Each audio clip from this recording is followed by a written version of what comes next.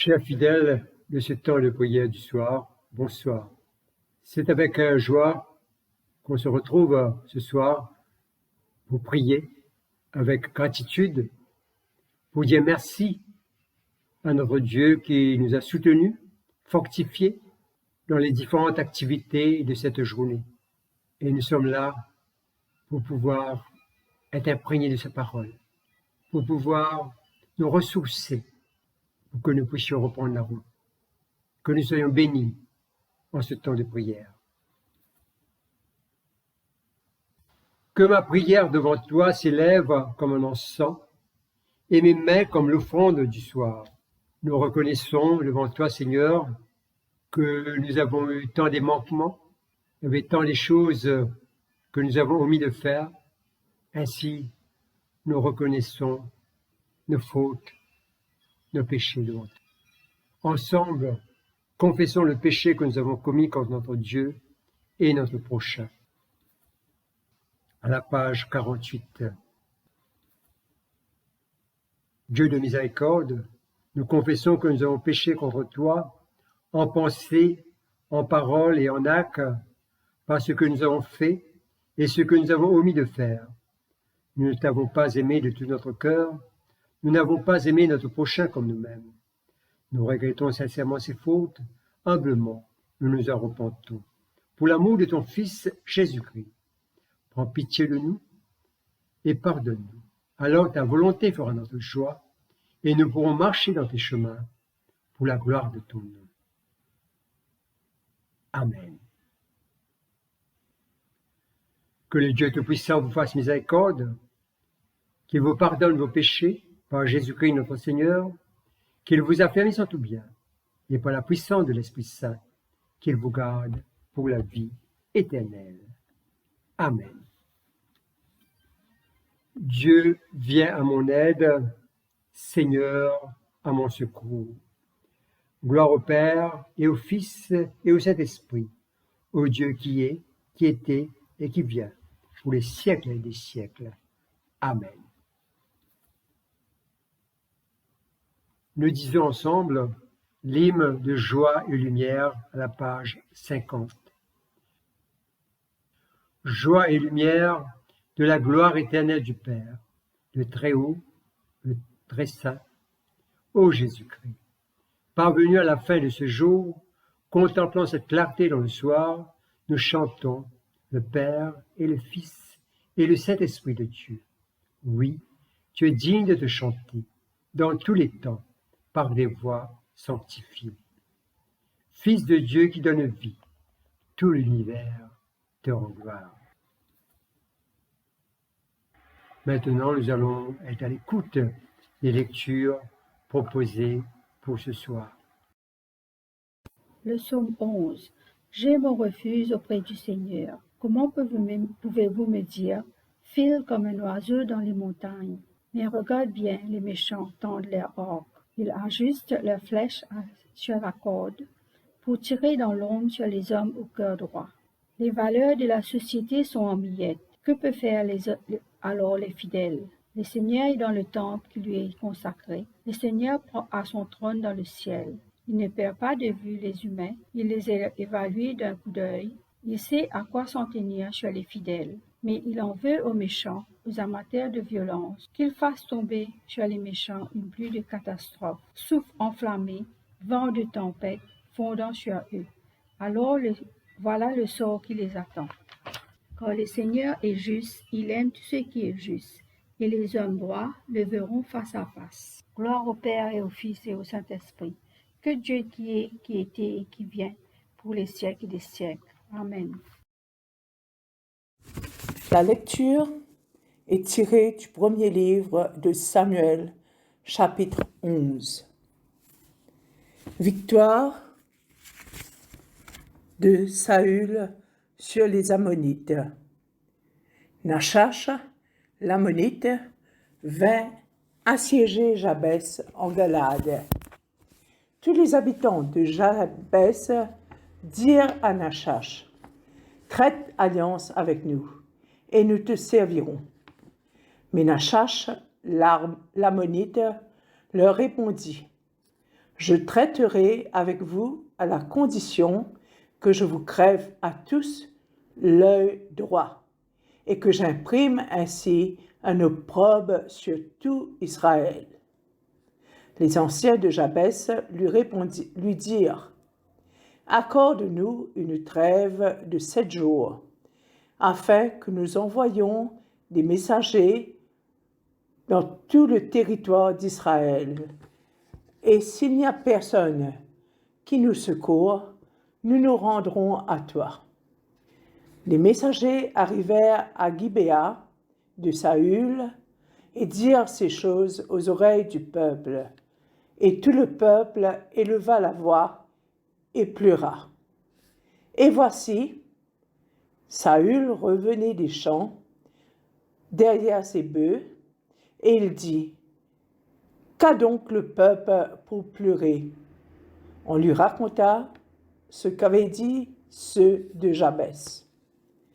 Dès que Saül eut entendu ces choses, il fut saisi par l'Esprit de Dieu, et sa colère s'enflamma fortement.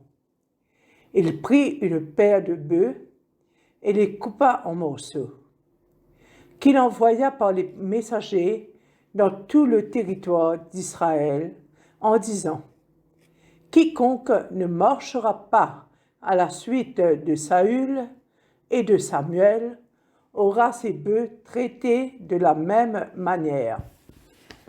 La terreur de l'Éternel s'empara du peuple, qui se mit en marche comme un seul homme. Saül en fit la revue à Bézek. Les enfants d'Israël étaient 300 000 et les hommes de Juda 30 000.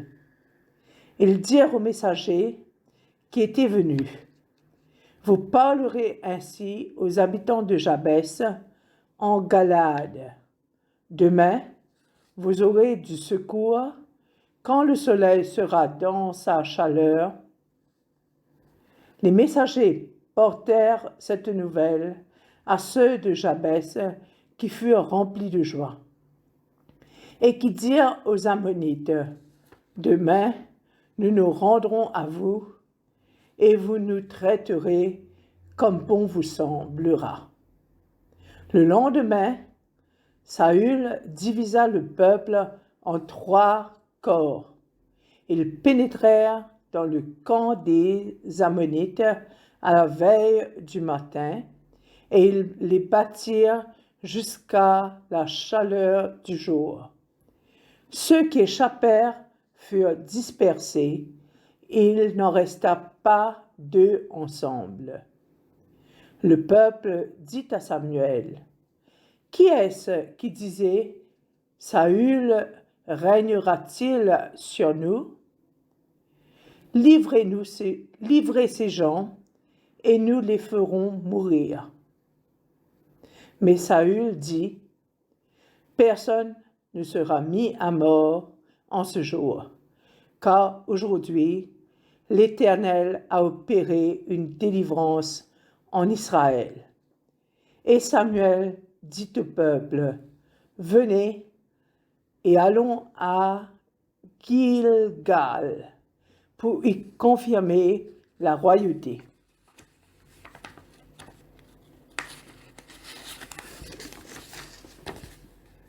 Tout le peuple se rendit à Gilgal et ils établirent Saül comme pour roi devant l'Éternel à Gilgal. Là, ils offrirent des sacrifices d'action de grâce devant l'Éternel.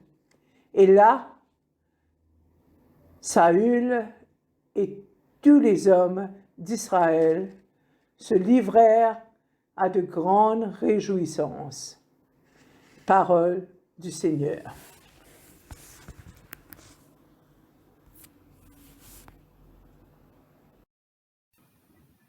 Lecture de Luc, chapitre 22, versets 39 à 46. Jésus sortit et se rendit, selon son habitude, au mont des Oliviers. Ses disciples le suivèrent. Quand il fut arrivé à cet endroit, il dit, « Priez, afin de ne pas tomber dans la tentation. » Puis, il s'éloigna d'eux, à la distance d'un jet de pierre d'environ, et se mit à genoux, et pria en ces termes. « Père, si tu le veux, éloigne de moi cette coupe de douleur. Toutefois, que ce ne soit pas ma volonté qui se fasse, mais la tienne. » Alors un ange du ciel lui apparut pour le fortifier. Saisi d'angoisse, Jésus priait avec encore plus d'ardeur. Sa sueur devient comme des gouttes de sang qui tombaient à terre. Après avoir prié, il se leva, revint vers les disciples et les trouva endormis, épuisés de tristesse. Il leur dit, « Pourquoi dormez-vous? Levez-vous et priez afin que vous ne tombiez pas dans la tentation. » Ici se termine la lecture. Au nom du Père et du Fils et du Saint-Esprit. Amen. Que ta volonté soit faite. Nous le disons en tout temps, particulièrement quand nous disons la prière que notre Seigneur Jésus nous a enseignée. Le mot volonté signifie faculté de déterminer librement ses actes en fonction des motifs rationnels, pouvoir de faire ou de ne pas faire quelque chose. Nos attentes, nos prières et nos supplications sont pratiquement dans l'expectative que notre volonté soit accomplie. Même les prières exaucées peuvent être vues d'une manière humaine, la volonté humaine que Dieu valide en quelque chose. Nous ne sommes donc pas invités à renoncer à l'exercice de notre volonté, mais de demander que s'accomplisse le projet du salut de Dieu mis en œuvre dans l'histoire de l'humanité.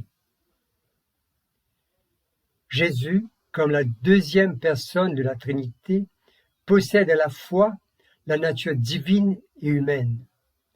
À cet instant précis, au mont des Oliviers, avec le poids et la douleur des péchés de l'humanité, sa nature humaine est écrasée, sa volonté humaine est à bout. Père, si tu veux, éloigne de moi cette coupe de douleur. Pour l'homme de tout le temps, notre demande s'arrête là, point final. Car cette image nous montre l'homme au bout du rouleau. Mais Jésus nous a donné un exemple hors du commun. Dans le récit de la Samaritaine, notre Seigneur avait répondu à ses disciples qui s'étonnaient de ne pas le voir manger. Ma nourriture, c'est de faire la volonté de celui qui m'a envoyé et d'accomplir son œuvre. Jean chapitre 4, verset 34.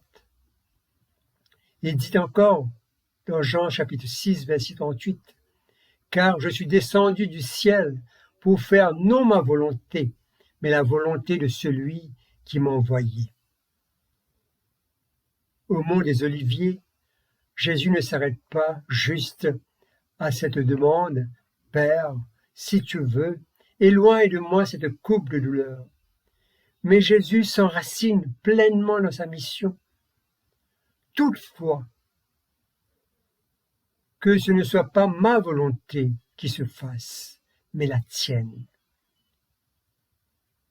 Jésus n'adopte pas une attitude passive, mais décide librement de se mettre totalement et inconditionnellement au service du dessein de salut de Dieu. Et Jean, chapitre 6, verset 39, nous dit « Oh, telle est la volonté de celui qui m'a envoyé, que je ne perds aucun de ceux qu'il m'a donnés, mais que je les ressuscite au dernier jour. » Dès lors, lorsque, à notre tour, nous prononçons cette prière, nous disons cette prière, que ta volonté soit faite, nous nous engageons à la suite de Jésus et nous mettons tout notre cœur, de toute notre âme, de toute notre force au service de cette volonté du Père dans le plan du salut pour l'humanité. Un prix à payer, même au prix de sa propre vie. Si Golgotha est la porte du salut, alors Mont des Oliviers est la charnière. Là où Adam échoua dans le jardin d'Éden, Jésus triompha dans le jardin de Mont des Oliviers. Jésus assuma sa responsabilité au cœur de sa divinité et son humanité, car sa propre volonté n'a pas été négligée.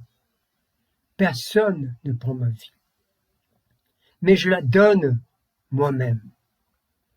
Et la clé de la victoire du Christ, c'est l'ensemble de sa vie, en obéissance à faire la volonté du Père. Une vie qui résonne en ces termes, que ma volonté ne se fasse pas, mais la tienne. Un effacement pour que la volonté de Dieu prenne le dessus. Alors, si nous désirons vraiment la volonté de Dieu dans notre vie, nous ne pouvons pas simplement prier que ta volonté soit faite. Il nous faut aller plus loin, ajouter encore, non la mienne. C'est exactement ce que Jésus démontra. Non pas ma volonté, mais la tienne. C'est l'attitude immuable de son cœur. Il vécut dans une parfaite soumission à faire la volonté de Dieu. Notre vie transformée commence au moment où notre volonté est abandonnée à celle de Dieu. C'est dans cet endroit de soumission que nous découvrirons et accomplirons la volonté de Dieu pour notre vie. Que ces paroles nous bénissent et que nous puissions marcher en tout temps, en toutes circonstances, pour faire la volonté de notre Dieu. Au nom du Père et du Fils et du Saint-Esprit. Amen. God, if you're willing, take it away. This suffering and pain, take them away from my hands. But God, if this burden uncovers your plan, I trust in your ways. I'll take it with my open hands. Oh, God, I want only what you desire. Oh, not my will, yours alone will be done. I embrace this cross, just as you, Lord, have done. This is not the end. You will turn this around. This breaking into glory, these thoughts into my crown. For I know you'll overcome. Not my will, but your will be done.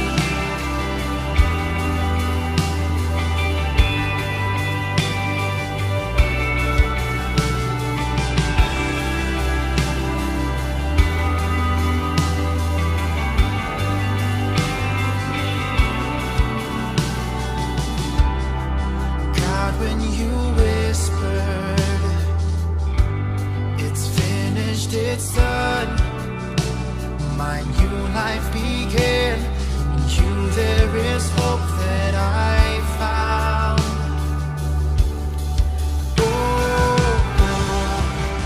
God, I want only what you desire.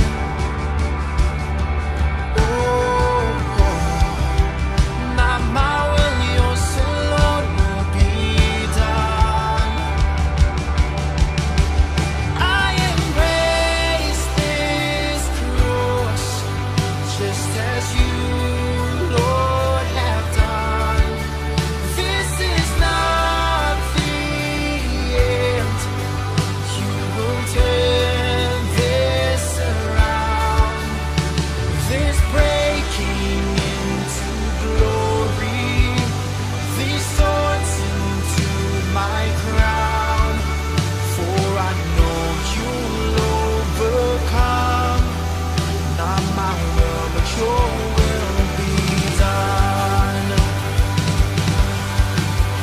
When my plans don't go my way, I will trust in your ways, so the more will I praise. When my pain is far too great, I will trust in your ways, so the more will I praise. For your goodness never ends. I will trust in your ways, alone will I praise. God, your love, it never fails. I will trust in your ways, alone will I praise.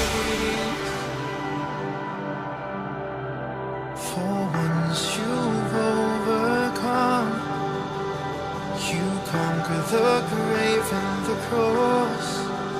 And I know you'll overcome. Not my will, but your will be done. I embrace this cross, just as you, Lord, have done. This is not the end. You will turn this around.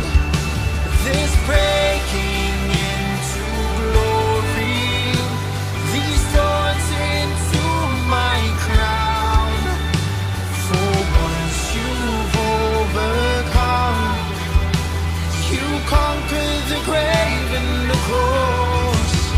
And I know you'll overcome. Not my will, but your will be done.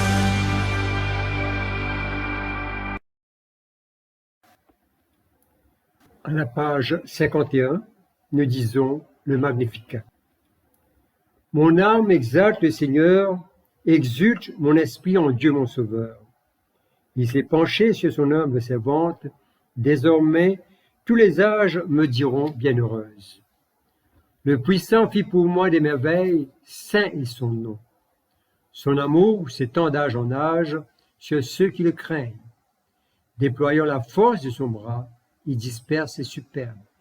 Il renverse les puissants de leur trône. Il élève les humbles. Il comble de bienfaits les affamés, renvoie les riches les mains vides. Il relève Israël, son serviteur. Il se souvient de son amour, de la promesse faite à nos pères en faveur d'Abraham et de sa race à jamais. Gloire au Père et au Fils et au Saint-Esprit, pour les siècles et des siècles. Amen. Le cantique de Siméon. Maintenant, ô Maître souverain, tu peux laisser ton serviteur s'en aller en paix, selon ta parole. Car mes yeux ont vu le salut que tu préparais à la face des peuples, lumière qui se révèle aux nations, et donne gloire à ton peuple Israël. Gloire au Père et au Fils et au Saint-Esprit, pour les siècles et des siècles. Amen. Le symbole des apôtres à la page 53. Je crois en Dieu, le Père Tout-Puissant, Créateur du ciel et de la terre, et en Jésus-Christ, son Fils unique, notre Seigneur, qui a été conçu du Saint-Esprit, est né de la Vierge Marie, a souffert sous Ponce Pilate, a été crucifié et mort, et a été enseveli. Il est descendu aux enfers, le troisième jour est ressuscité des morts, est monté aux cieux, est assis à la droite de Dieu le Père Tout-Puissant, d'où il viendra juger les vivants et les morts. Je crois en l'Esprit Saint, à la Sainte Église catholique, à la communion des saints, à la rémission des péchés, à la résurrection de la chair et à la vie éternelle. Amen. Le Seigneur soit avec vous et avec votre esprit. Prions le Seigneur. Notre Père, qui es aux cieux, que ton nom soit sanctifié, que ton règne vienne, que ta volonté soit faite sur la terre comme au ciel. Donne-nous aujourd'hui notre pain de ce jour. Pardonne-nous nos offenses, comme nous pardonnons aussi à ceux qui nous ont offensés. Et ne nous soumets pas à la tentation, mais délivre-nous du mal. Car c'est à toi qu'appartiennent le règne, la puissance et la gloire, pour les siècles des siècles. Amen. La collecte du jour. Dieu Tout-Puissant, source de toute sagesse, tu connais nos besoins avant même que nous ne les exprimons, et tu sais l'insuffisance de notre prière. Aie pitié de notre faiblesse, et dans ta miséricorde, donne-nous ce que de notre indignité nous n'osons demander, ou dans notre aveuglement nous ne savons pas te dire. Par les mérites de Jésus-Christ notre Seigneur, lui qui vit et règne avec toi et le Saint-Esprit, un seul Dieu, maintenant et toujours. Amen. Collecte pour la paix. Ô Dieu, qui nous fait désirer ce qui est saint, choisir ce qui est juste et accomplir ce qui est bon, donne à tes serviteurs cette paix que le monde ne peut donner, afin que nos cœurs s'attachent à tes commandements et que, délivrés de la crainte de tout ennemi, nous puissions vivre dans le calme et la tranquillité. Par Jésus le Christ, notre Seigneur. Amen. Collecte pour demander la protection divine. Ô Dieu, tu es la vie de tous les vivants, la lumière des croyants, la force de ceux qui peinent et le repos des défunts. Nous te rendons grâce pour les bienfaits de ce jour qui s'achève, et nous implorons ta protection pour la nuit qui vient. Conduis-nous en sûreté jusqu'aux heures du matin. Nous te le demandons par celui qui est mort et ressuscité pour nous, ton Fils, Jésus-Christ, notre Seigneur. Amen. Ensemble, nous disons l'action de grâce à la page 58. Dieu Tout-Puissant, Père de miséricorde, nous te rendons grâce de ta bonté et de ton amour envers nous, tes serviteurs indignes, envers tous ceux que tu as faits. Nous te bénissons parce que tu nous as créés, tu nous protèges et tu nous combles de bienfaits de cette vie. Mais surtout, parce que dans ton amour inépuisable, tu as racheté le monde et par ton Fils Jésus-Christ, tu nous as donné le moyen de recevoir ta grâce et l'espérance de la gloire sans fin. Nous t'en prions. Rends-nous sensibles à ta miséricorde pour que nous te rendions gloire, d'un cœur reconnaissant, non seulement de nos lèvres, mais par toute notre vie, en nous mettant à ton service et en marchant devant toi, dans la justice et la sainteté, tout au long de nos jours. Nous te le demandons, par ton Fils, Jésus le Christ, notre Seigneur. Amen. Bénissons le Seigneur, nous rendons grâce à Dieu. Que le Dieu Tout-Puissant nous bénisse, nous fortifie et nous garde sous sa bonne bienveillance. Dans ce nom de ce Dieu trinitaire, Père, Fils et Esprit Saint. Amen. Au nom du Père et du Fils et du Saint-Esprit. Amen.